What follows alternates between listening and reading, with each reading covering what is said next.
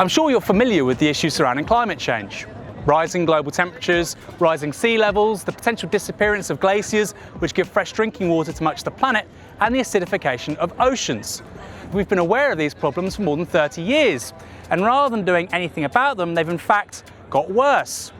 The Rio Earth Summit in 1992 is generally viewed as the coming out party for climate change, when the issue was globally recognised by states and business alike. And yet between 1990 and 2013, CO2 emissions went up by some 60%, with the single biggest annual increases on record coming in those years immediately following the global financial crisis of 2008. Which is why an organisation named Extinction Rebellion have decided to take decisive action. Because the truth is, we've let more emissions into the atmosphere in the previous 30 years than in the 200 preceding that. On Monday, they decided to take over critical infrastructure in central London. Their tactics are without any doubt militant, and they've borrowed heavily from the global justice movement at the turn of the millennium. So far, they've seen more than 400 arrests, but it's working, and they've driven climate change to the top of the national conversation, all in a country which has been fixated with Brexit for more than 2.5 years. If you want to change the society quickly, you've basically got to close it down. You've got to close the elites down, you've got to close the government down.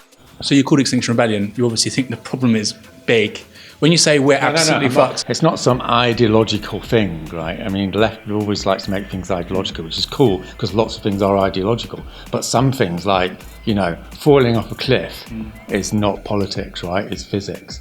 And this is the fundamental realisation across the political spectrum, is this thing's coming, the Arctic's melting. There's a combination of two exponential processes going on. There's the exponential threat of existential, an existential emergency. So that's going whoosh. And then you've got the hollowing out of the state, which is going whoosh. And those two things combined together produce a revolutionary situation. So if I'm honest, I'm surprised. I'm surprised at the ambition, the scale, the scope, and so far the success of Extinction Rebellion. This protest started on Monday. They endured more than 100 arrests within the first 24 hours, and yet, almost a week in, they're still going strong. If you situate what they're doing in historic context, one can't help but be impressed. For a comparable example, one would have to go back to the 1950s and anti-nuclear protests for something on this scale.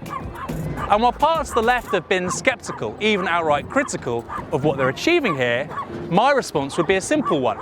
This is, without doubt, the most impressive episode of green direct activism in my adult life. And if you have reservations, you should come down and see for yourself. Because most importantly, as big and as successful and as vibrant as this is, I'm absolutely certain it's just the beginning.